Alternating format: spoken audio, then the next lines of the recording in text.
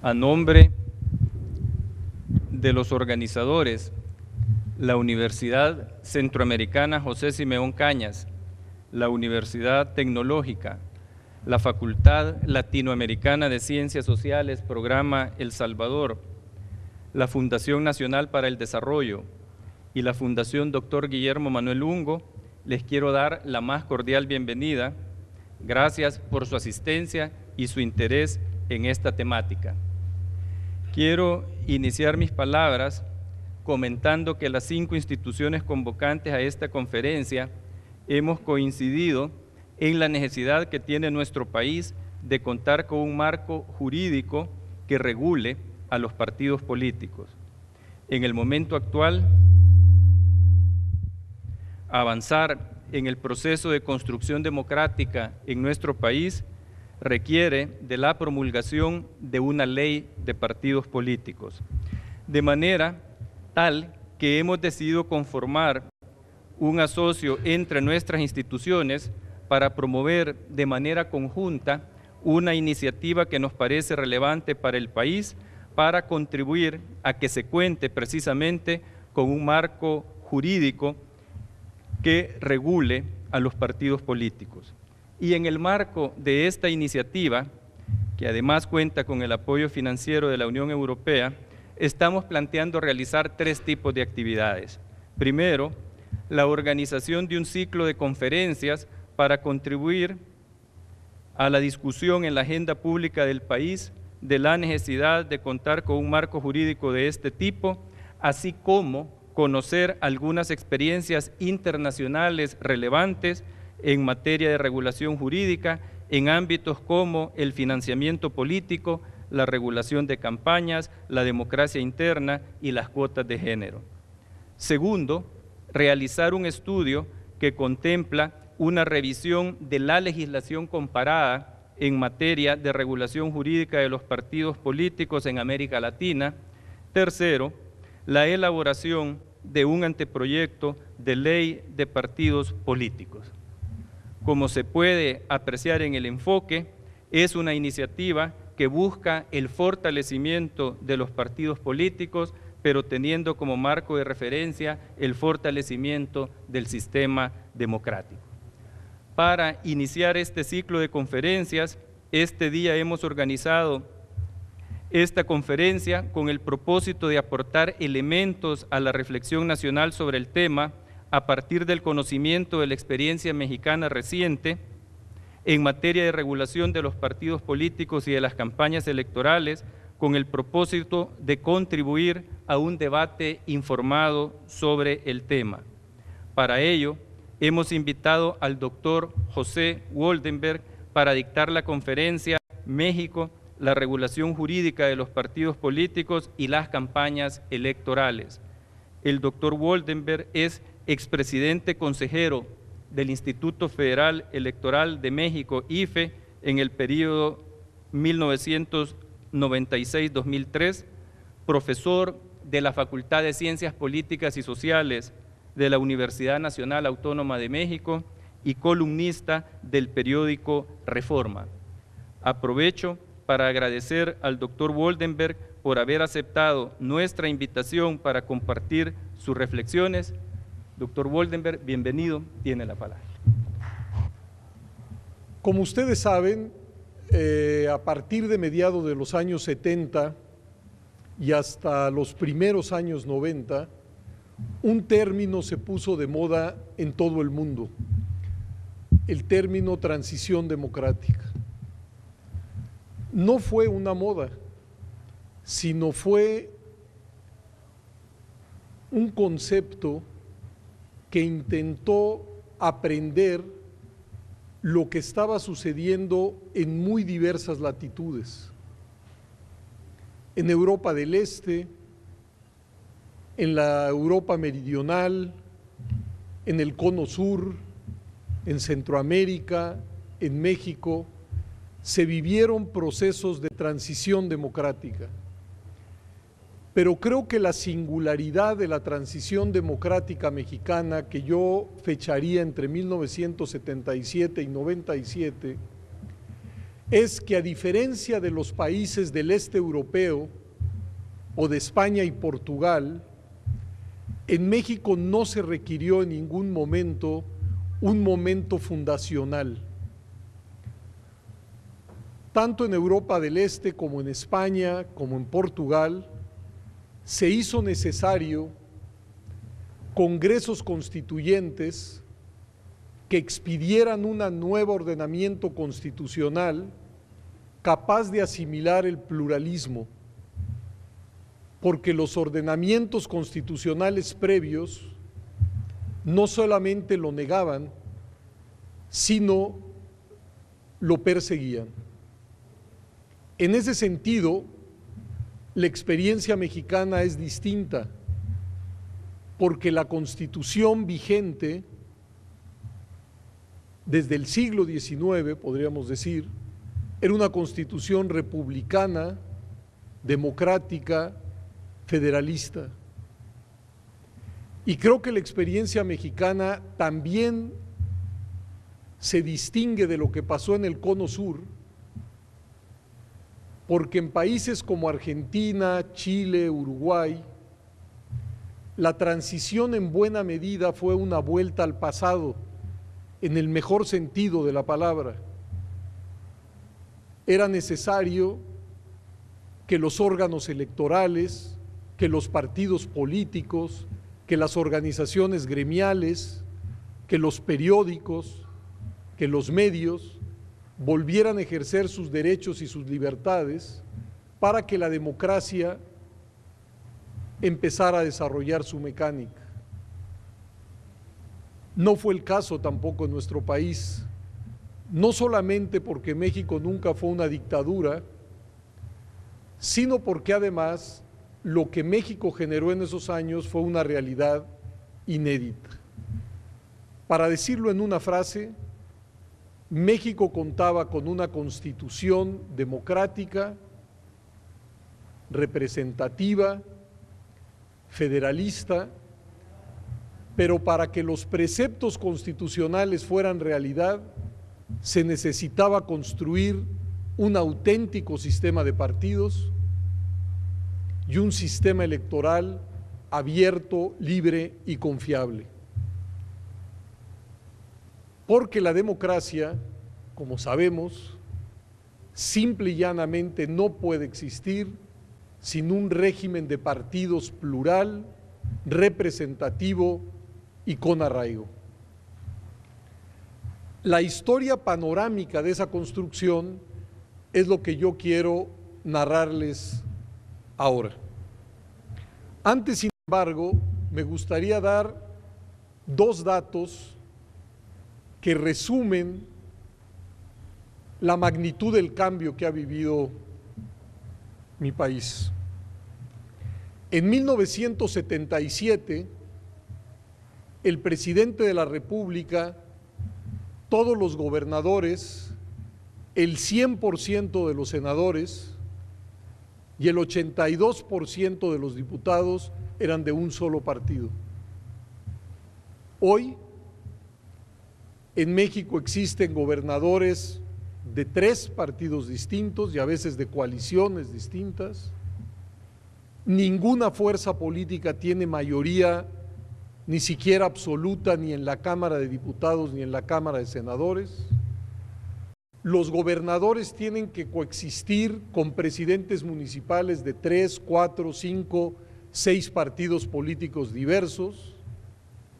Y el propio presidente de la República, que durante años fue un poder prácticamente sin contrapesos en el mundo institucional, hoy tiene que negociar de manera permanente con el Congreso, donde él y su partido no tienen mayoría. Creo que esta historia se inicia.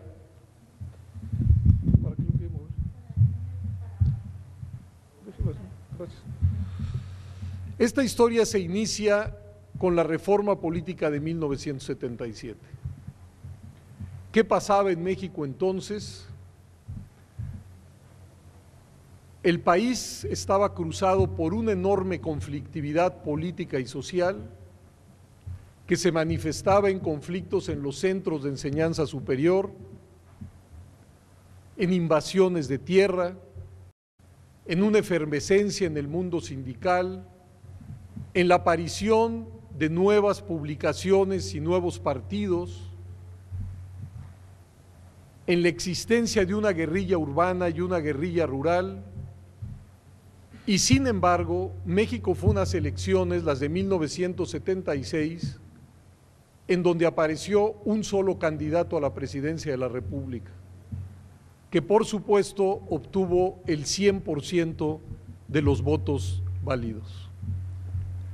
Estoy convencido que ese desfase entre el mundo de la política institucional y el mundo de la política real se expresó con una enorme fuerza en ese año del 76 e hizo que desde el gobierno se tomara nota de la situación y para tratar de emparentar lo que sucedía en la política todos los días con la política electoral institucional, se llevó a cabo una reforma. Una reforma que vista en retrospectiva puede parecer mínima, pero que como la pequeña bola de nieve que en su rodar acabó convirtiéndose en un auténtico alud que modificó profundamente el régimen político mexicano. Esa reforma consistió en 3 modificaciones. Una, convertir a los partidos políticos en entidades de interés público desde la Constitución, para que a partir de esta definición contaran con una serie de derechos y prerrogativas. 2, se abrió la puerta para que corrientes políticas ideológicas que hasta ese momento eran mantenidas artificialmente fuera del mundo institucional electoral pudieran entrar. Y 3, se modificó la fórmula de conformación de la Cámara de Diputados, pasando de un sistema uninominal a un sistema mixto, de tal suerte que las fuerzas minoritarias, a través de la representación proporcional, tuvieran un número determinado de asientos dentro de la propia Cámara de Diputados. Insisto, visto en retrospectiva parecen reformas mínimas, pero fueron reformas germinales, reformas desencadenadoras que con el tiempo demandarían nuevas reformas. En relación a los partidos, no solo se les estableció como entidades de interés público, sino que se facilitó el ingreso de nuevos partidos. ¿Qué fue lo que se estableció?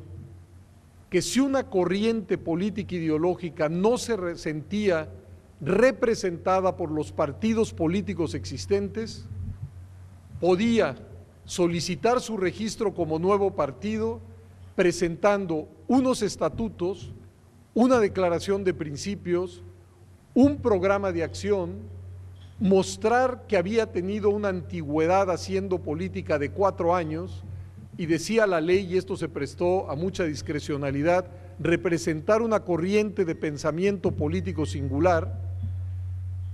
Pero lo importante, a diferencia de la tradición anterior, los nuevos partidos no tenían que entregar listas de afiliados para obtener su registro. El registro estaba condicionado, y así se llamaba, registro condicionado, a la obtención del 1.5% de la votación nacional. Y si ese nuevo partido obtenía el 1.5% de la votación, entonces refrendaba su registro. Si no, salía de la esfera institucional electoral. Cabe decir que por esa vía se incorporaron a la lucha institucional formaciones de muy diferentes tonalidades políticas, desde el Partido Demócrata Mexicano, partido de extrema derecha, hasta el Partido Comunista Mexicano, pasando por el Partido Mexicano de los Trabajadores, el Partido Verde Ecologista, Partido de los Trabajadores, etcétera, etcétera. Es decir, esa reforma de 1977 sirvió para abrir una puerta que durante 30 años, desde 1947 hasta 1977, se había mantenido cerrada y no se había registrado ningún nuevo partido político.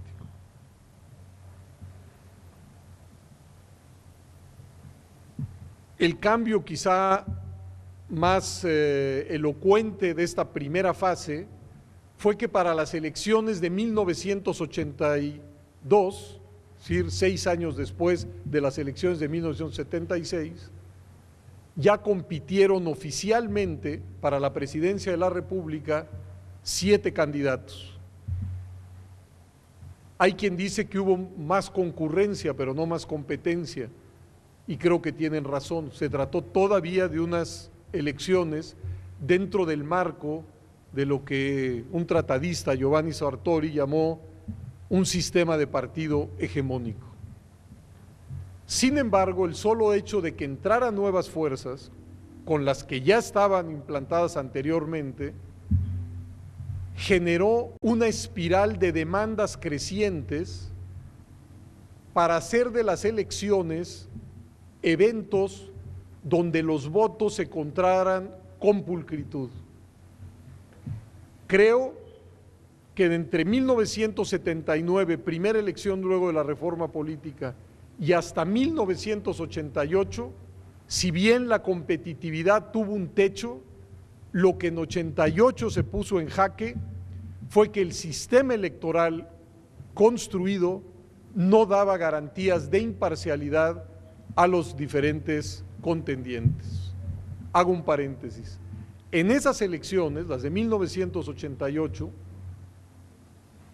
una escisión del Partido Revolucionario Institucional encabezada por el ingeniero Cuauhtémoc Cárdenas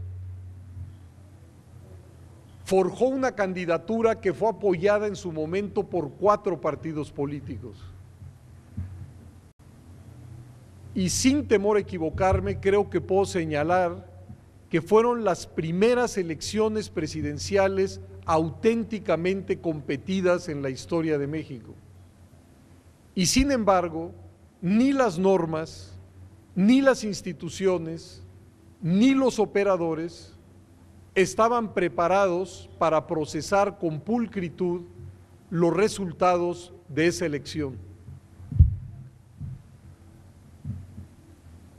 Fue una elección que finalmente fue calificada por un colegio electoral compuesto por 500 diputados, en donde 260 eran del partido mayoritario, el PRI, y 240 de la oposición, pero al borde de una crisis constitucional, por lo cual en 1989-90 se lleva a cabo una segunda operación reformadora que remodela desde sus bases todas las instituciones en materia electoral. La añeja Comisión Federal Electoral, que era presidida por el secretario de Gobernación, desde donde se construía toda la trama para organizar las elecciones,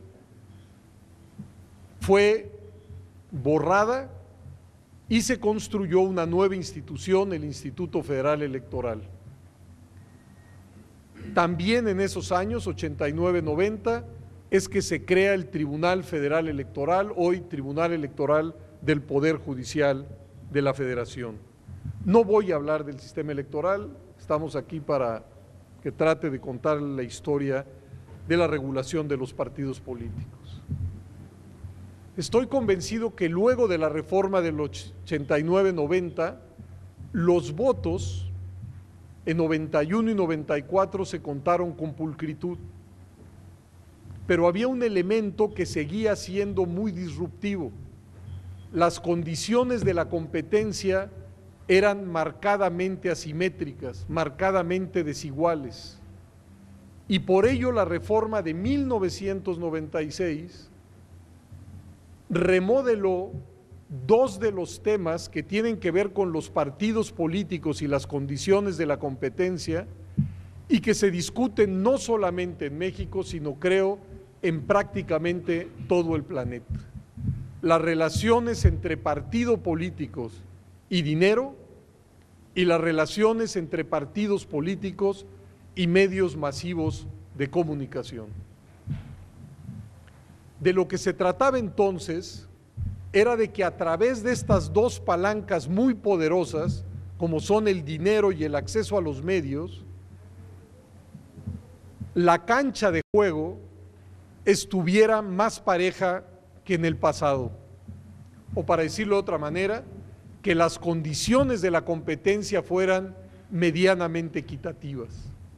Y es aquí donde narro ante ustedes cuál es lo que podríamos llamar la fórmula que hemos adoptado en México en estos dos terrenos.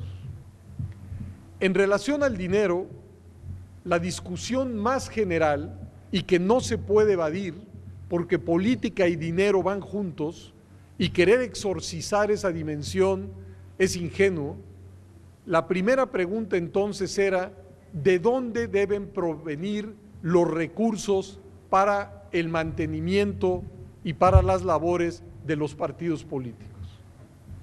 ¿Deben ser fundamentalmente recursos públicos o deben ser fundamentalmente recursos privados? Y lo que se resolvió y que hoy establece la ley es que el financiamiento público, por ley, subrayo, debe de ser preeminente en relación al financiamiento privado. Se buscaban tres objetivos con esa norma. Uno, transparentar el flujo de los recursos hacia los partidos políticos. Dos, como ya he señalado, equilibrar las condiciones de la competencia. Y tres, intentar por esa vía que los partidos no fueran dependientes ni de los grandes grupos económicos por un lado, o peor aún, de grupos delincuenciales. La segunda definición que se estableció fue entonces que el financiamiento público tendría que ser un financiamiento vasto, generoso.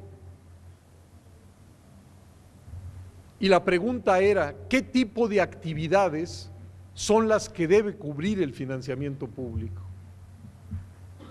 Lo que se estableció es que ese financiamiento no era solo para gastos de campaña, sino también para gastos ordinarios.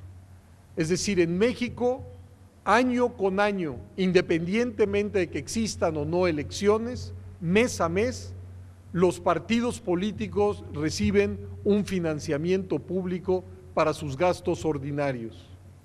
Otro, cada 3 años, para gastos de campaña. Y en aquel entonces se creó una modalidad de financiamiento que intentaba estimular que los partidos llevaran a cabo tareas de investigación, de formación, de educación, es decir, que hicieran seminarios, talleres de investigación, publicaciones, y lo que señalaba la ley es que por cada peso invertido por los partidos políticos en esas tareas, el Estado a través del IFE le reembolsaba 75 centavos, es decir, una fórmula más de financiamiento, dirigido a estimular, insisto, las labores de formación y de investigación.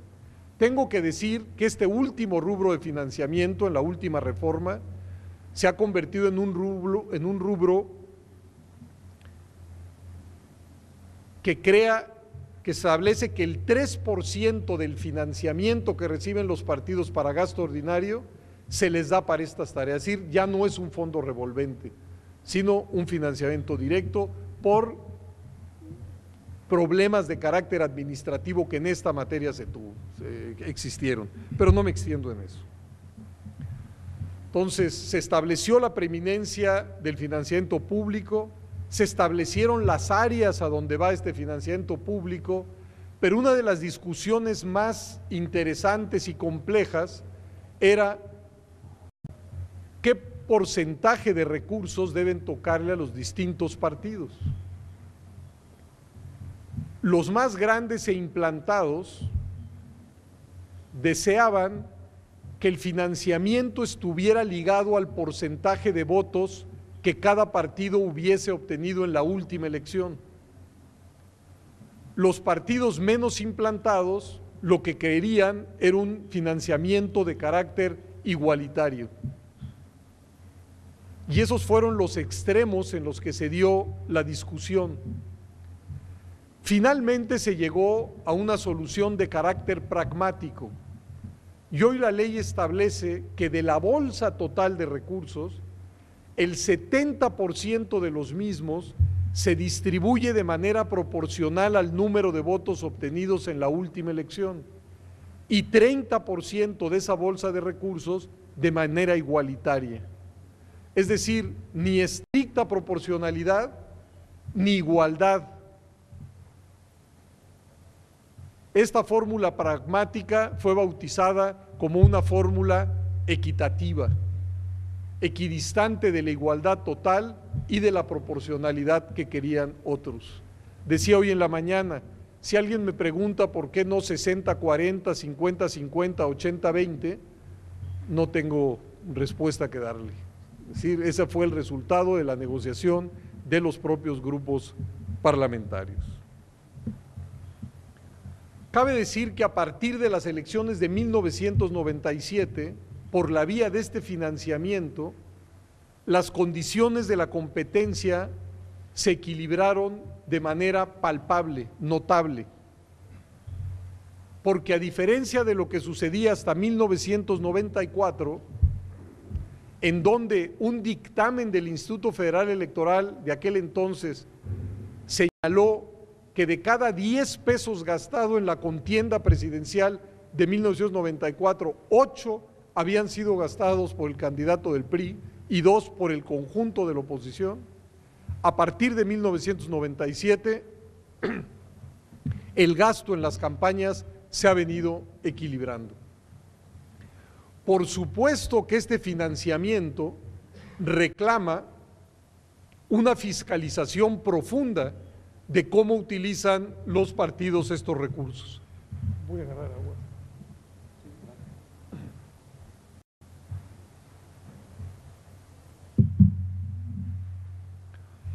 A partir de esa reforma,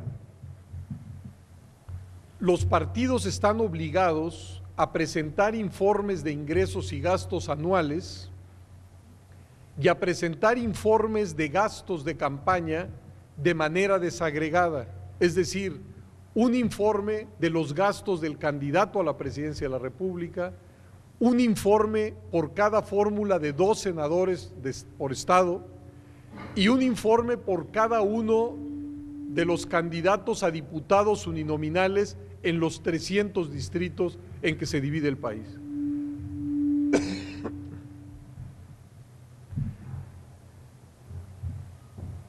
Y en esta materia, creo que vale la pena señalarlo, las facultades del Instituto Federal Electoral han venido a la alta.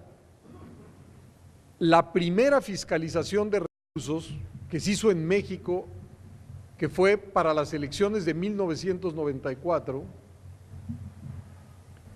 el Instituto Federal Electoral recibía los informes de los partidos y sobre esos trabajaba. No tenía capacidades auditoras. Al día de hoy, el Instituto Federal Electoral no solamente tiene capacidades auditoras, sino que la última reforma lo habilita para que pueda pedir a través de la Comisión Bancaria y de Valores información financiera de los partidos políticos y de sus transacciones comerciales. Es decir, el Instituto Federal Electoral en esta materia ha sido casi equiparado a la Procuraduría General, a la Secretaría de Hacienda, cuando hace indagaciones por presuntas evasiones fiscales. Eso en lo que se refiere al financiamiento.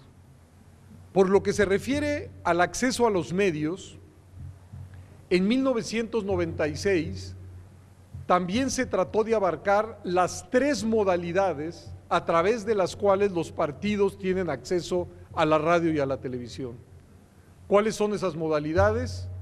La compra de publicidad, el tratamiento que hacen los noticiarios de radio y televisión de sus respectivas campañas, y en tercer lugar, y esto quizás sea una singularidad de México, el acceso de los partidos a través de lo que en México llamamos tiempos de Estado.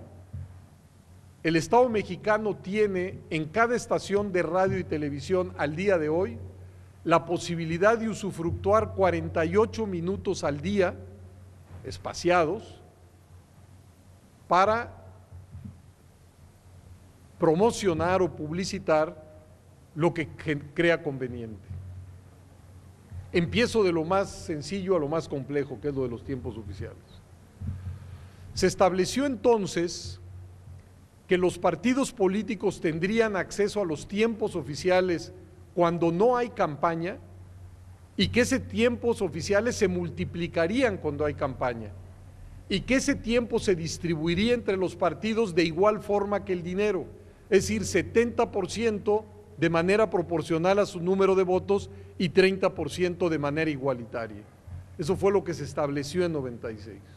Es relativamente sencilla esa regulación. En materia de publicidad, como los partidos tenían recursos multiplicados, fueron capaces de comprar espacio en radio y televisión como nunca antes en la historia de México, generándose una espiral en donde cada vez más los recursos públicos que recibían los partidos acababan en las arcas de las grandes televisoras y las grandes cadenas de radio. Y lo más interesante, porque es lo más complejo, es qué hacer con la cobertura de las campañas por parte de la radio y la televisión. ¿Por qué digo que es lo más complejo?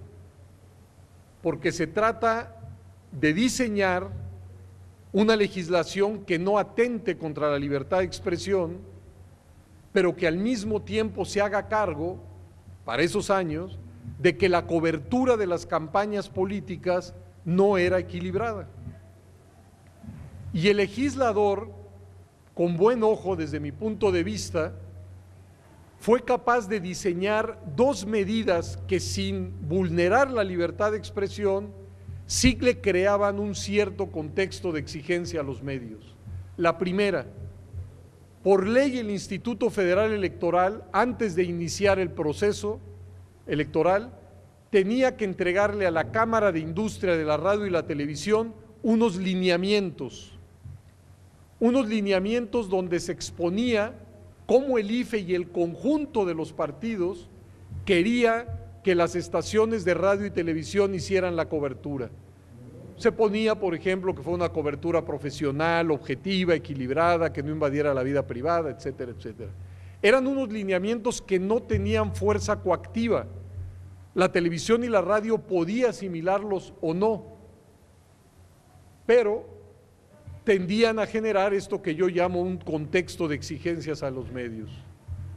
Y la otra medida, más interesante aún, es que la ley estableció que el Instituto Federal Electoral estaba obligado a monitorear a esos noticieros y dar los resultados de su monitoreo cada 2 semanas.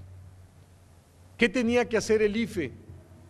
Por la vía muestral, ver cuántos minutos y segundos los diferentes noticiarios de radio y televisión le daban a cada partido y cada candidato, establecer si las notas eran neutras, positivas o negativas, y cada 2 semanas exhibirlas públicamente.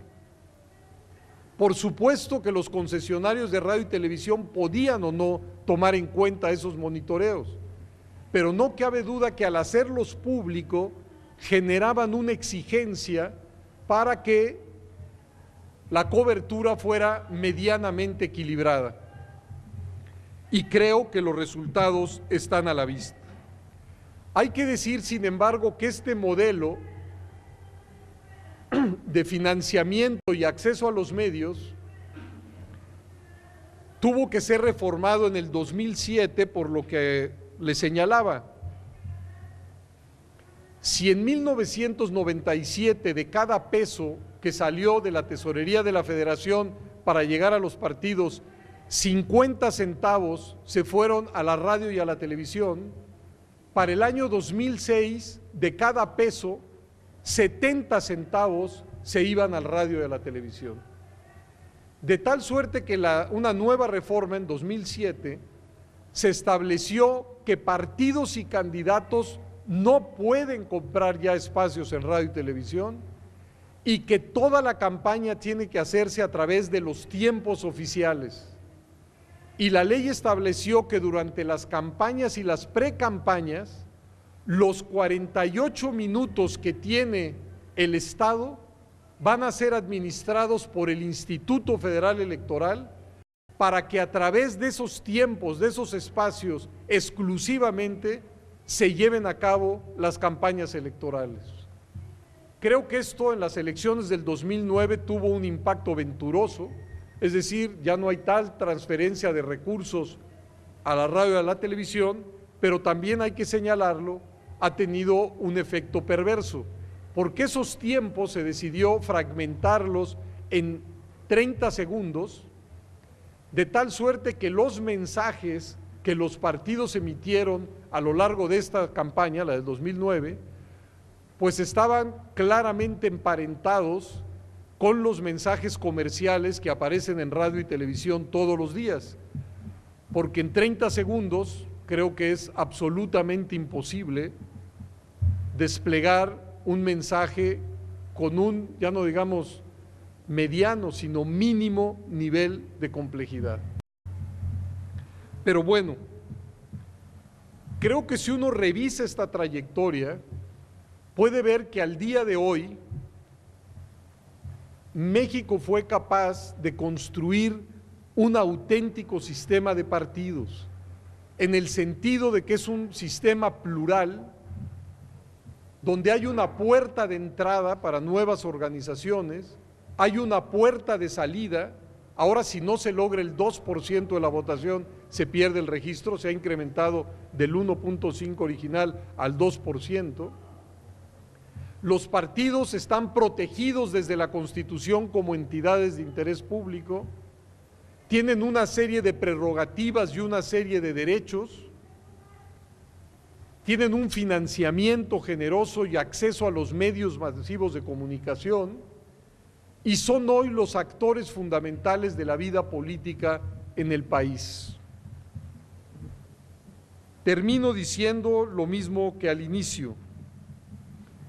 No se trata de un modelo, pero creo que el conocimiento de otras experiencias sirve para ampliar el campo de visión y para eventualmente tomar algunos elementos que a uno le parezcan pertinentes para su propia realidad. Muchas gracias y estoy en la mejor disposición de contestar sus preguntas.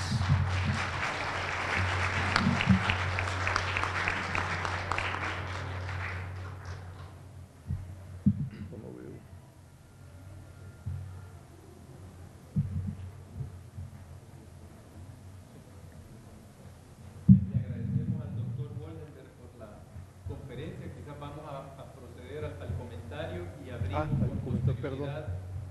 Un espacio, se están repartiendo los papeles para quienes quieran hacer alguna pregunta o comentario por escrito para pasarlo a la mesa. Le damos la palabra ahora al doctor René Portillo Cuadra para los comentarios. Muy buenas tardes a todos y a todas.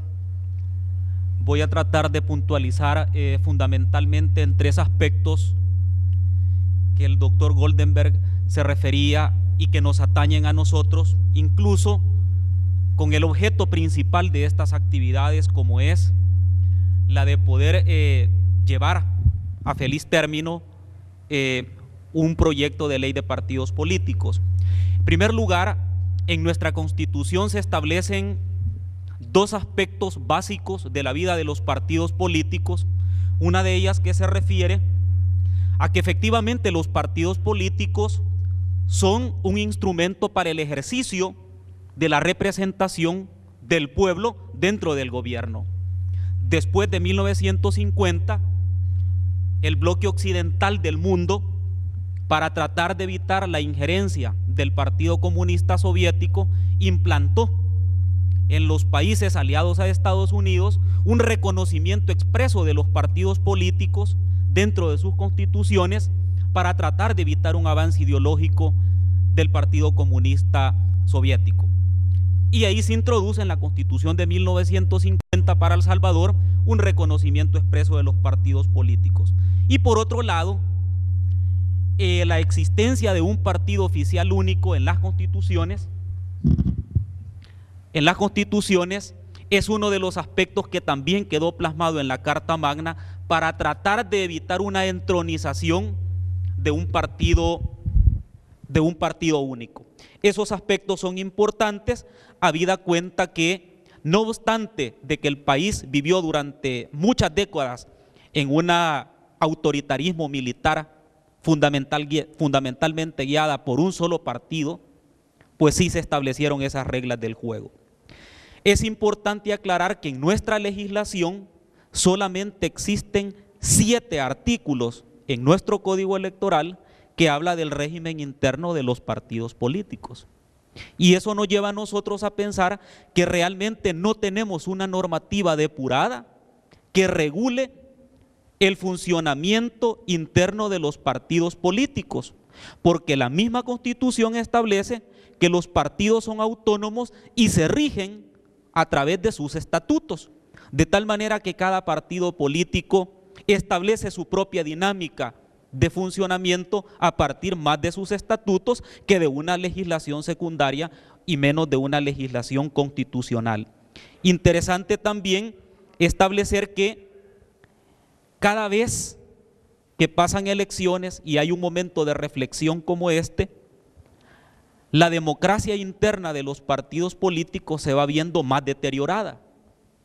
Los 2 partidos políticos mayoritarios en el país, que ya han sido gobierno, tuvieron en algún momento atisbos de tener internas dentro de sus partidos políticos y fueron suprimidas las elecciones internas como una expresión de democracia interna, y ahora son generalmente las juntas directivas o las cúpulas de los partidos quienes establecen fundamentalmente reglas del juego, sobre todo en la escogitación de los candidatos.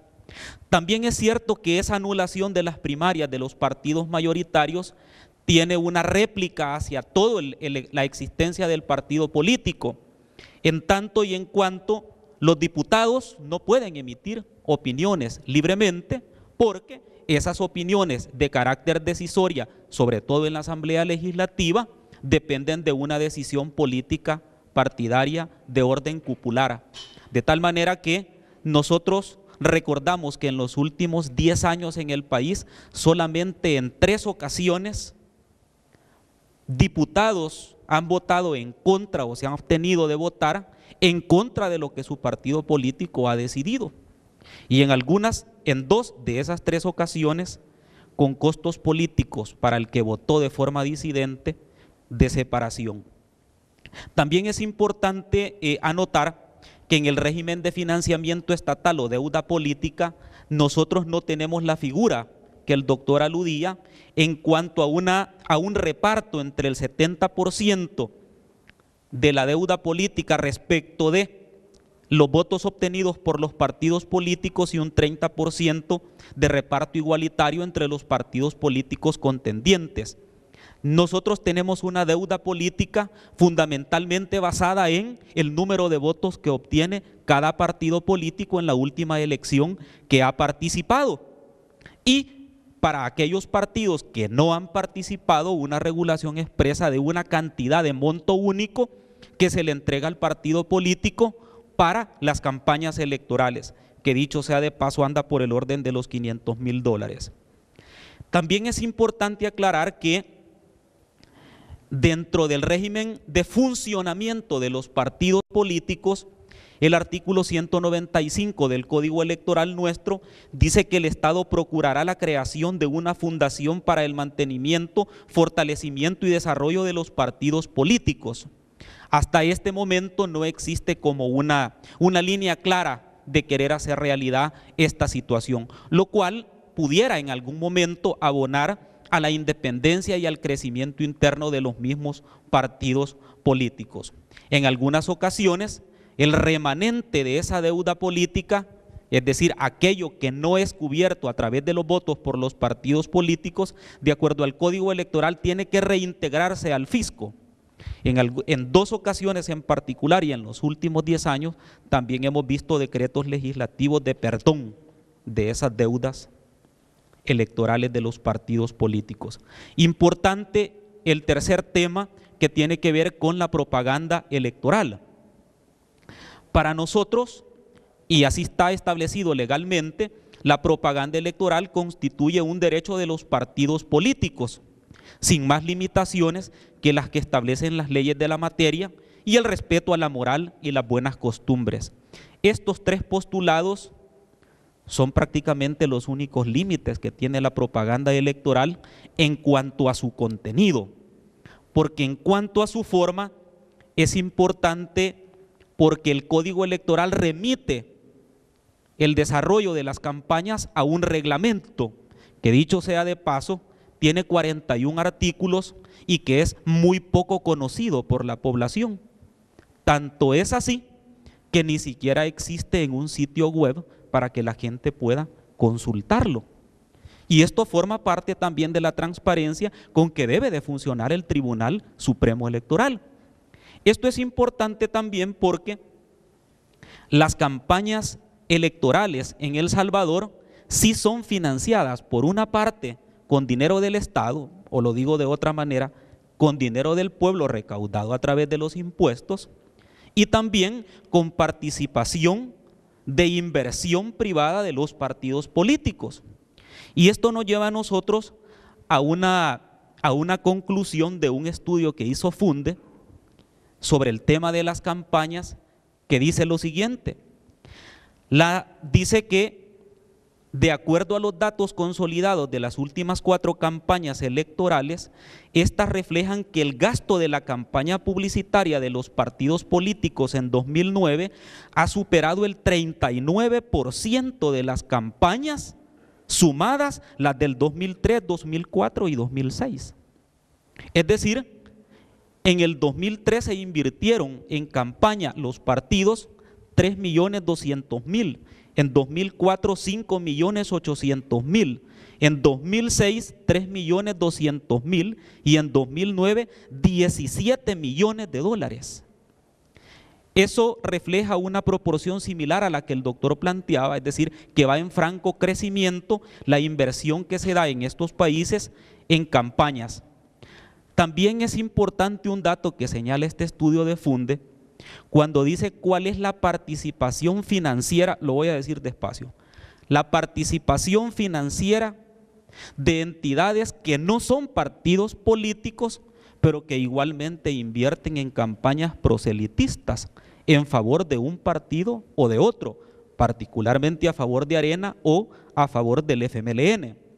Estas organizaciones proselitistas no partidarias en la última elección en El Salvador invirtieron a favor de Arena 1.900.000 dólares, casi 2 millones de dólares. Y a favor del FMLN 150.755 dólares. Si nosotros analizamos el régimen jurídico de los partidos en el Código Electoral, las campañas publicitarias de orden electoral están referidas a los partidos políticos, no a otro tipo de organizaciones. Sin embargo, vemos cómo el gasto se puede distorsionar en algún momento determinado, y de aquí la urgencia de la existencia de una ley de partidos políticos que no solamente pudiese regular el tema de la democracia interna de los partidos, sin quitarles por supuesto autonomía en su capacidad decisoria, sino también el tema del financiamiento de las campañas políticas y electorales, porque no existen como reglas claras con respecto al gasto en propaganda electoral.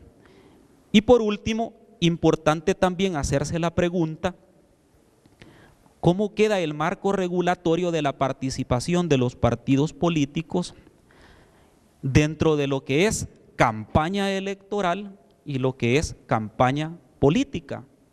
Porque nosotros, los salvadoreños, siempre vivimos en campañas.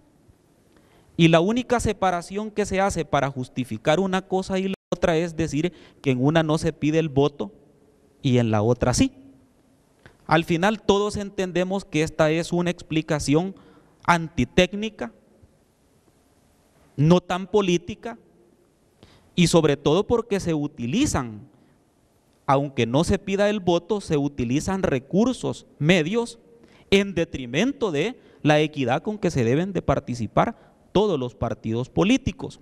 De tal manera que con las pocas regulaciones que hay en ese reglamento poco conocido y en las pocas normas del Código Electoral, si realmente se quisiera hacer justicia electoral en este ámbito, se hiciera. Con esto lo que quiero decir es que es una cuestión más de voluntad política que de letra de la ley, porque de alguna manera existe una regulación genérica que pudiera llevar a establecer cuáles son las verdaderas épocas de hacer campaña electoral y que eso se respetara. Por otro lado, creo que también es importante aclarar de que en el marco del financiamiento y del gasto de campaña electoral con respecto a los medios de comunicación hay una situación que es necesario ponerse de acuerdo, porque para los medios de comunicación es importante que entre más se gaste, más perciben. Sin embargo, también hay que hacerse la pregunta, ¿cómo en un país tan pobre, con tantas necesidades, se gasta de manera privada, ya ni siquiera del producto de la deuda política del Estado, sino de manera privada, cantidades impresionantes en campañas electorales? Por lo tanto, es imperativo de que haya una regulación. Hasta aquí los 3 comentarios con respecto a la participación del doctor. Muchas gracias. Están recogiendo en este momento los papeles. Si hubiera pregunta o comentario para que lo hagan llegar a la mesa, y le pediríamos quizás que cuando lleguen que el doctor Woldenberg diera una respuesta, dijéramos, más global y no necesariamente una por una. Él desde luego tiene la decisión final en cómo lo va a hacer, si de las que ya hay las pasan para comenzar a clasificarlas. Bueno, las iré leyendo y trataré de dar respuesta. Dice, en cuanto a la regulación del acceso a los medios de comunicación, hubo oposición de parte de los grandes medios de comunicación y cómo se superaron esas resistencias.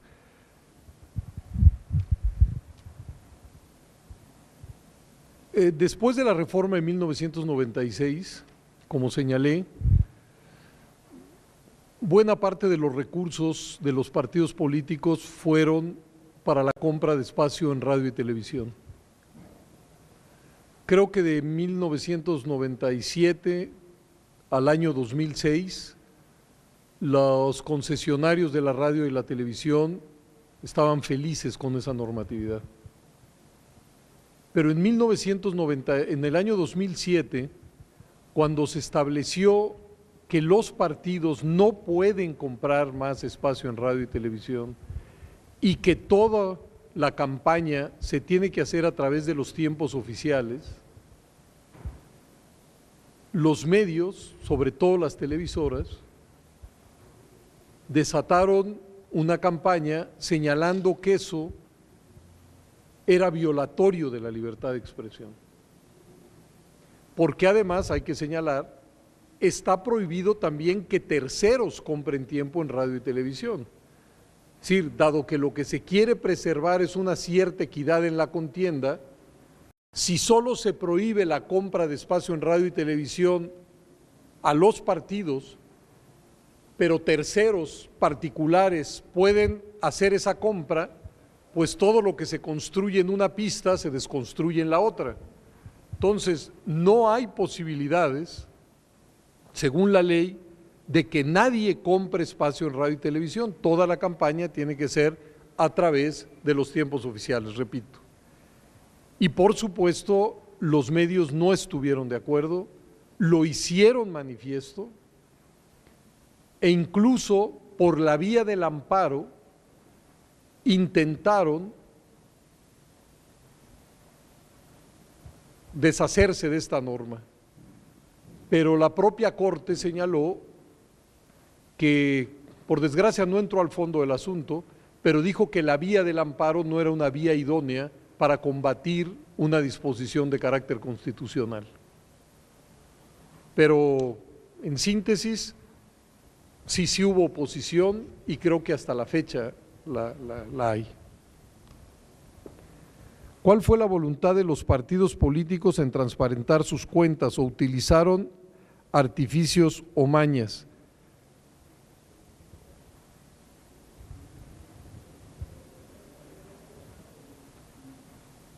Creo que si se establece como prioritario, como preeminente el financiamiento público, no puede dejar de establecerse que los partidos políticos rindan cuentas.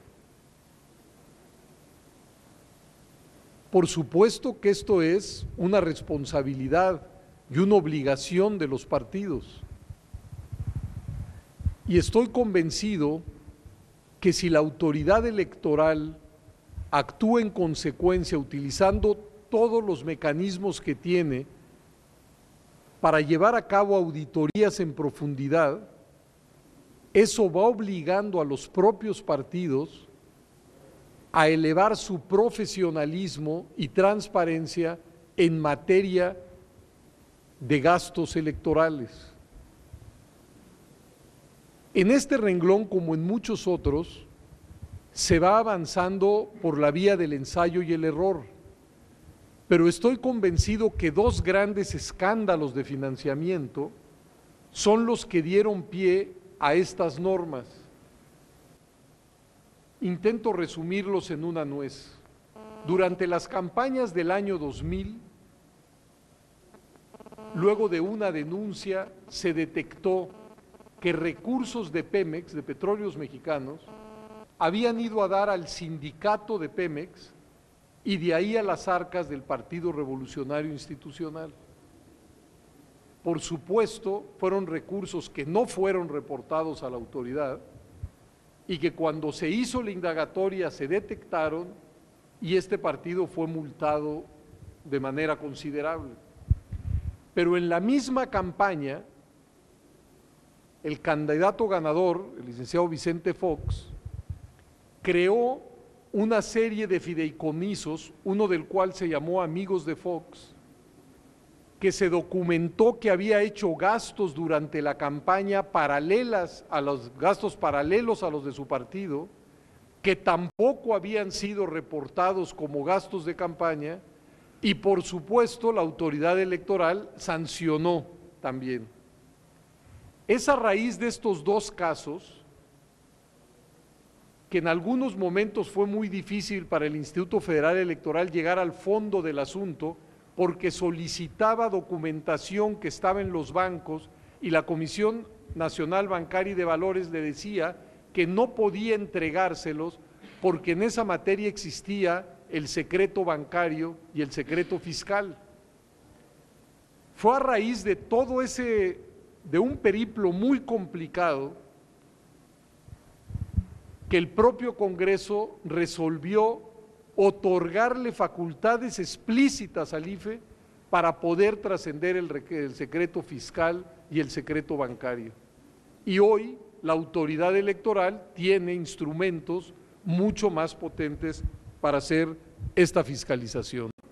Ese es uno de los momentos de tensión todos los años más grandes entre el Instituto Electoral y los partidos políticos, porque cada año el Instituto Federal Electoral tiene que sacar un dictamen de la utilización de los ingresos y gastos de los partidos.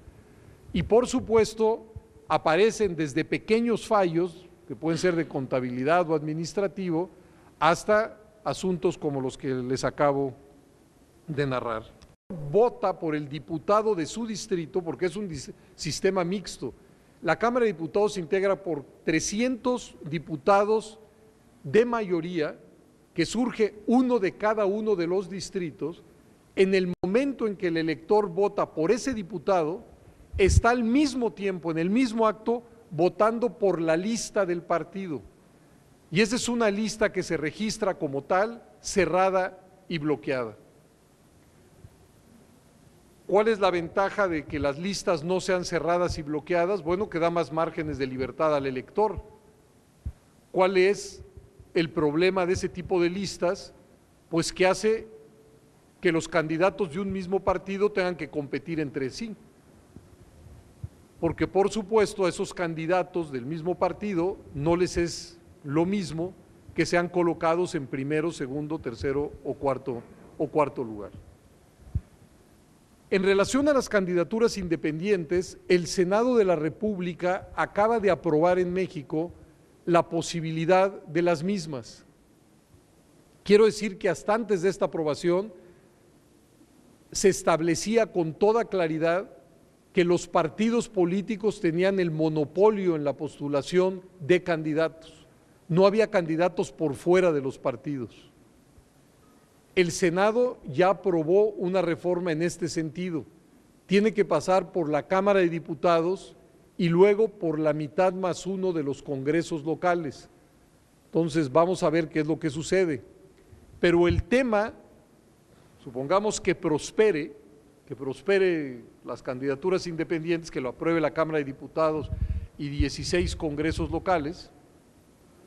El tema es cómo se van a regular. Porque yo estoy convencido, esta no es una opinión muy popular en México, creo que tampoco lo va a ser aquí, que al final de cuentas, cuando uno reglamenta las candidaturas independientes, lo que está reglamentando son partidos que no se atreven a decir su nombre.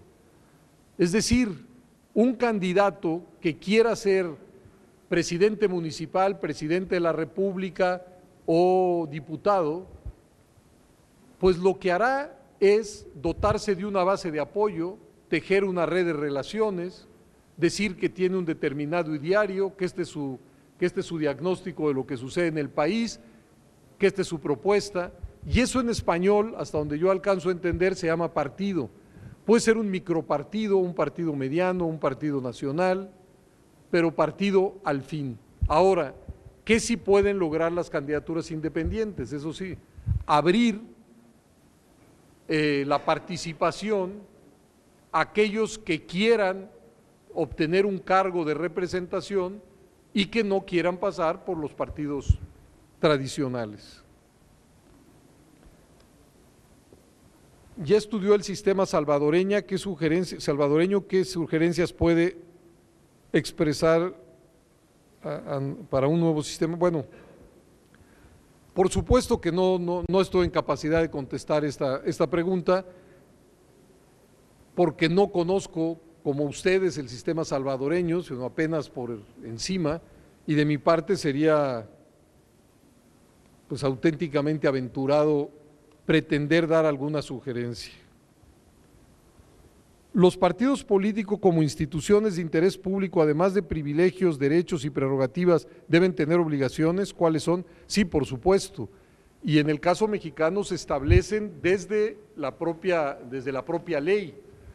Los partidos políticos, uno, tienen que mantener un mínimo de militancia, tienen que participar en elecciones, tienen que obtener por lo menos el 2% de la votación para seguir gozando de sus prerrogativas. Por supuesto que están comprometidos a no violar la Constitución ni la ley. De hacerlo pueden eventualmente perder su registro. Tienen que entregar estos informes sobre su financiamiento anualmente, como les señalaban, y sobre sus campañas.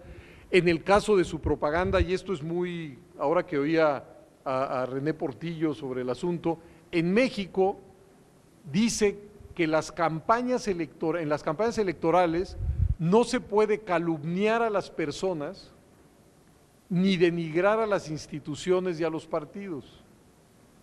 El tema de la calumnia está más o menos bien tipificado, por lo menos en México se entiende por calumnia cuando a alguien se le atribuye una conducta tipificada como delito en el Código Penal y que no ha cometido, es decir, si a uno le dicen violador, asesino, etcétera, etcétera, y no lo ha sido, pues puede decir me están calumniando y entonces el Instituto Federal Electoral tiene que sacar esa propaganda del aire. El problema mayor es cuando se habla de denigración a las instituciones y a los partidos, porque ahí sí entramos en un terreno bastante pantanoso. ¿Qué se entiende por tal? Y en México sí tenemos, hay que decirlo, una escalada de conflictos en esta materia realmente espectacular. Es decir, el partido A empieza a hacer la campaña y acusa al partido B de X. El partido B dice que están denigrándolo. Y a la inversa, luego el partido B dice de A y A dice que lo están denigrando. Yo esperaría que con el paso del tiempo el tribunal vaya generando una jurisprudencia en donde en materia de debate la libertad sea lo más amplia posible y quizá pues lo único que esté vedado sea eso, la calumnia, ¿no? Es decir, porque como todas las libertades, pues también la de la expresión tiene límite donde se inician los derechos de terceros. En nuestro país la autoridad electoral cumple con ambas funciones a la vez, lo que dificultaría la implementación de una ley de partidos al no tener la capacidad o recursos suficientes. ¿Por qué se destina un porcentaje tan bajo para investigación, formación y educación? Bueno, son dos preguntas.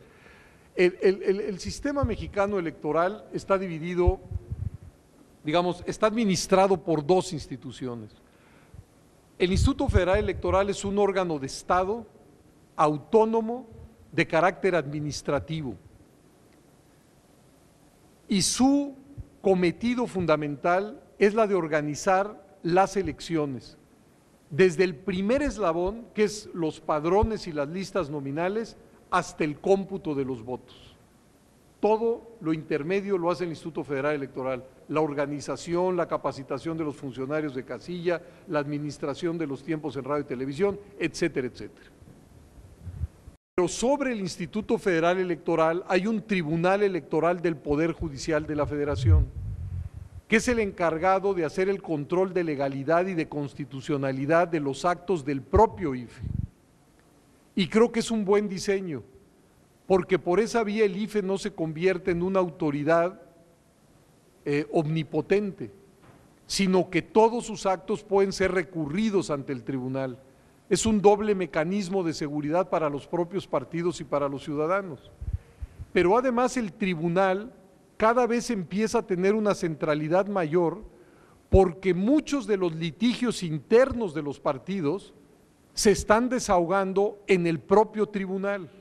Por ejemplo, un candidato, un precandidato de un partido es derrotado y él dice que fue derrotado en las primarias a la mala. Es probable que ese litigio acabe en el tribunal y que el tribunal acabe decidiendo quién es el candidato.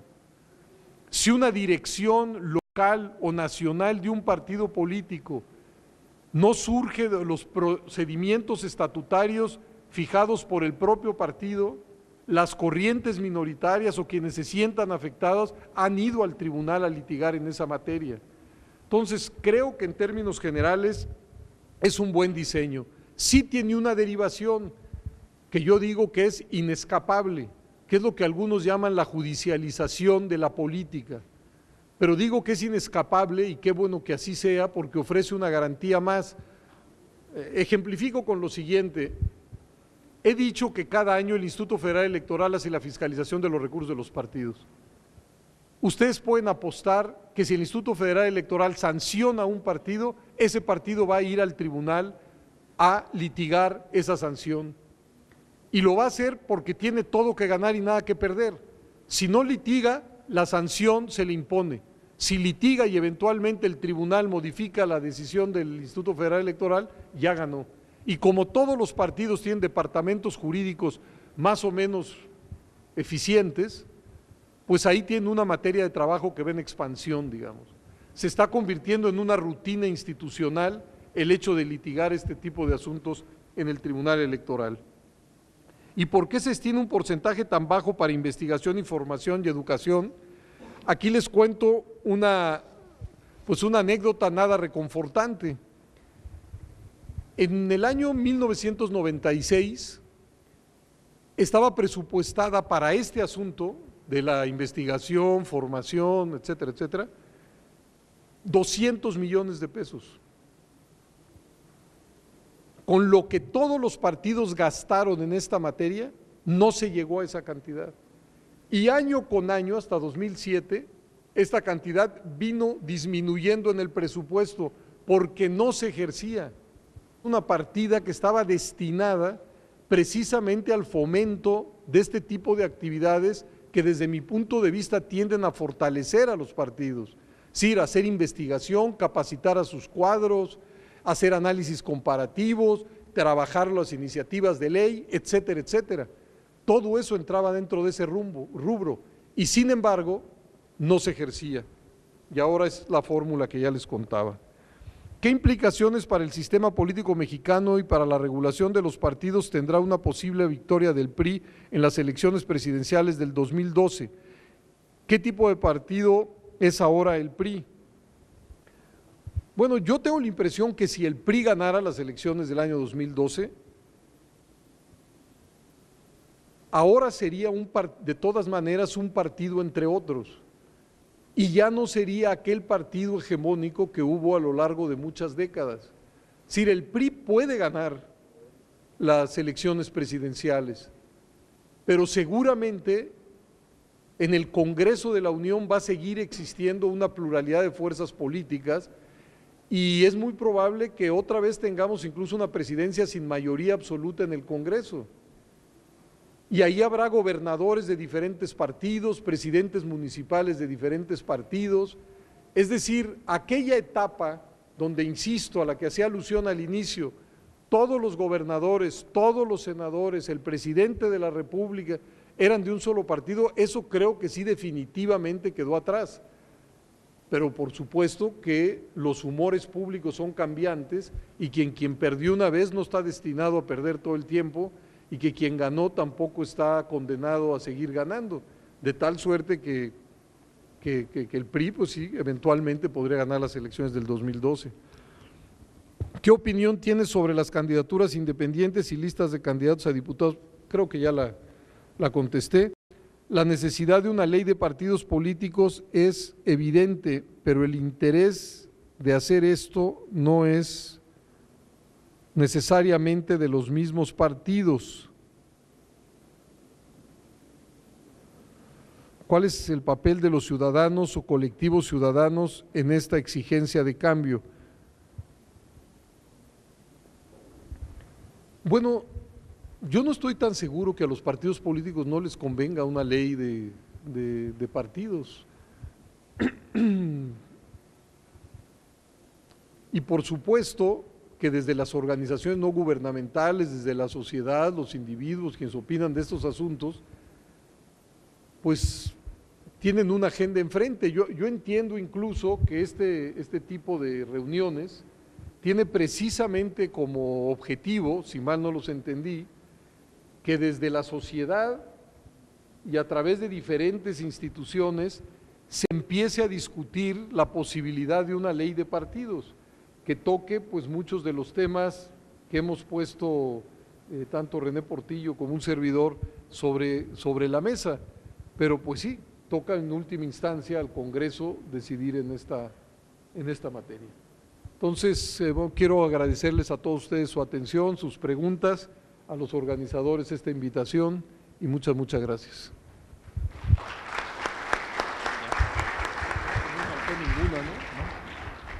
De manera más que breve, yo solo quiero recapitular sobre la motivación que nos lleva a este asocio institucional, básicamente decir que tiene como objetivo efectivamente contribuir desde nuestras capacidades académicas al fortalecimiento de nuestra democracia electoral a través del fortalecimiento del sistema de partidos.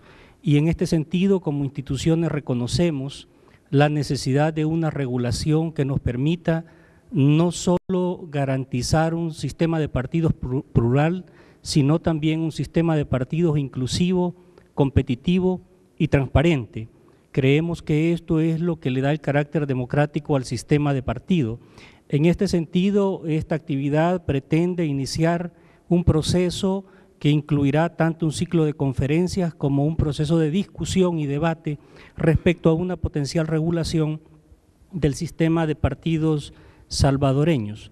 Queremos agradecer al doctor Woldenberg por su disponibilidad primero, por toda la ilustración y las clarificaciones que nos ha hecho de un caso que efectivamente puede ser referencia para el debate interno en el país, y agradecerles a ustedes sin ninguna duda el interés, la participación y la presencia que han tenido en esta conferencia, e invitarlos de una vez a la siguiente conferencia que se realizará el día 26 de julio con el doctor Juan Real, y que tratará el tema de la regulación jurídica de la democracia interna de los partidos políticos en América Latina. Sin más, bueno, después de este ejercicio de reproducción espiritual de la vida, queremos invitarlos a otro ejercicio de reproducción material de la vida que esperamos que sea tan sustancioso como este primero, y tenemos, entiendo, un refrigerio en la parte fuera de este salón. Muchísimas gracias a todos y todas.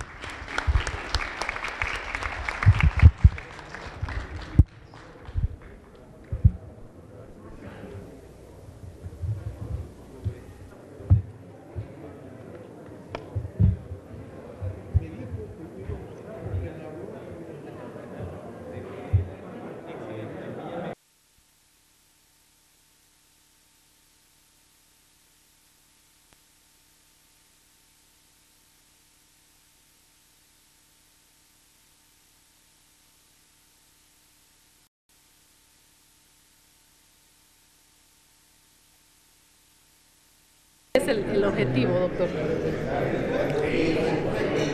Listo. Bueno, doctor, gracias por el tiempo que nos está dedicando en este momento. Quizá para entrar directamente al tema que nos ha convocado. En México, ¿cómo se regula lo del financiamiento? ¿Cómo funciona lo del financiamiento a los partidos políticos? Bueno, en México se ha establecido que el financiamiento público tiene que ser preeminente en relación al financiamiento privado. En segundo lugar, que ese financiamiento se distribuye de la siguiente manera: 70% de los recursos se distribuyen de manera proporcional al número de votos y 30% de manera igualitaria. Hay financiamiento para gastos de campaña y hay financiamiento para gasto ordinario. Y también hay una pequeña partida que trata de fomentar la investigación, la formación de cuadros. Es decir, que cada año hay fondos para que ellos funcionen. Exactamente, hay un financiamiento de carácter ordinario que se entrega mensualmente para que los partidos tengan una vida regular. Y además, cada 3 años hay un financiamiento especial para gastos de campaña. Perdón, doctor, ¿eso quiere decir que el financiamiento privado no queda exento de que pueda llegar a los partidos políticos o ya queda regulado? No, hay financiamiento privado, pero el financiamiento privado tiene un tope. Y además se establece que una persona física no puede dar más del 0.05% de los recursos totales de un partido político. Entonces hay un tope a lo que una persona puede entregar a un partido. Y además hay taxativas. Los partidos políticos no pueden recibir financiamiento de ninguna institución estatal. Los partidos políticos no pueden recibir dinero de las iglesias. Los partidos políticos no pueden recibir dinero del exterior. No pueden recibir dinero de las empresas mercantiles, e incluso no pueden recibir dinero de los mexicanos residentes en el exterior. Ahora, ¿cómo se regula esta plata que se le entrega a producto de las contribuciones del pueblo a través del fisco? ¿Es un cheque en blanco que se les entrega o ellos están obligados a dar cuenta de cómo y de qué manera invirtieron esa plata que se les entregó? No, están obligados a entregar informes de sus ingresos y gastos anuales y también informes de sus gastos de campaña. Y el Instituto Federal Electoral es el encargado de hacer la fiscalización de esos recursos. Y cualquier anomalía que se encuentre en ese terreno, pues es sancionada. Para decirlo de otra manera, si un sujeto tiene derechos, en contraparte tiene que tener obligaciones. Y si recibe dinero público, La contraprestación, digamos, es ser transparente y rendir cuentas. ¿Ha habido antecedentes de sanciones a partidos Sí, que claro. no hayan utilizado adecuadamente estos fondos? Sí, las sanciones hay prácticamente todos los años. Es ¿De decir, qué tipo van las líneas? Casi siempre son pecuniarias, pero digamos de las dos más grandes, el famoso caso que se conoció como Pemexgate, que son recursos que llegaron del sindicato petrolero al Partido Revolucionario Institucional, fue sancionado con 1.000 millones de pesos. Y en el caso de el financiamiento de Amigos de Fox para la campaña del presidente, que fueron recursos no reportados, al Partido Acción Nacional y al Partido Verde Ecologista de México se les multó con 500 y tantos millones de pesos. O sea que son sanciones realmente importantes, Ahora, que además se cobran, porque como el Instituto Federal Electoral es el que entrega los recursos a los partidos, cuando pone la sanción los va descontando de sus administraciones. O sea que esas son multas que realmente se cobran. Un paréntesis, el Instituto Federal Electoral, ¿quiénes lo conforman? Le pregunto esto porque en el caso de El Salvador, el Tribunal Supremo Electoral, digamos que es como un premio que se les da al partido que obtuvo mayor cantidad de votos en una elección. En este caso de ustedes, ¿cómo se eligen para ver si son personas independientes a los partidos o de qué manera? Bueno, el Instituto Federal Electoral es una institución del Estado autónoma y su máximo órgano de gobierno es el Consejo General. El Consejo General está compuesto por 8 consejeros electorales y un consejero presidente que son electos por la Cámara de Diputados a través de una mayoría calificada de votos, de 2/3 partes de los votos. Se supone que estos 9 personas son personas independientes de los partidos políticos, pero en ese Consejo General se sientan también representantes de los partidos políticos y representantes de los grupos parlamentarios, pero ellos solamente tienen derecho a voz y no derecho a voto. Se trata de que los partidos políticos estén ahí presentes, que puedan ver lo que sucede en el Instituto Federal Electoral, que tienen capacidad de llevar adelante iniciativas, de criticar, de modular, de intentar contribuir a las decisiones del Consejo, pero no tienen voto. Los partidos políticos y los representantes de los grupos parlamentarios tienen voz, pero no voto. Ahora, nosotros en El Salvador estamos ya en una campaña electoral anticipada. En el caso de México, ¿cómo se regula la campaña? Bueno, se supone que me legal? imagino que igual que en México, igual que en El Salvador, en México, pues hay un plazo legal para desarrollar la campaña y un plazo legal para las precampañas. Pero hombre, pues la política no se cesa nunca. Entonces, pues la política sigue desplegándose y en nuestro caso, que también tenemos elecciones en el año 2012, pues ya desde ahora despuntan precandidatos de los diferentes partidos, ¿no? Entonces, se supone que durante toda esta etapa no se puede hacer proselitismo, no se puede pedir el voto, pero pues la política fluye. Pero ¿cómo se evita que un partido tenga supremacía sobre el otro, sobre todo cuando hablamos de la presencia o capacidad de fondos para pautar espacios dentro de los medios de comunicación? Bueno, si algo de subrayar en la plática que di es que en México ahora ya está prohibido la compra de espacios en radio y televisión y que los partidos políticos tienen acceso a través de los tiempos oficiales y que estos tiempos oficiales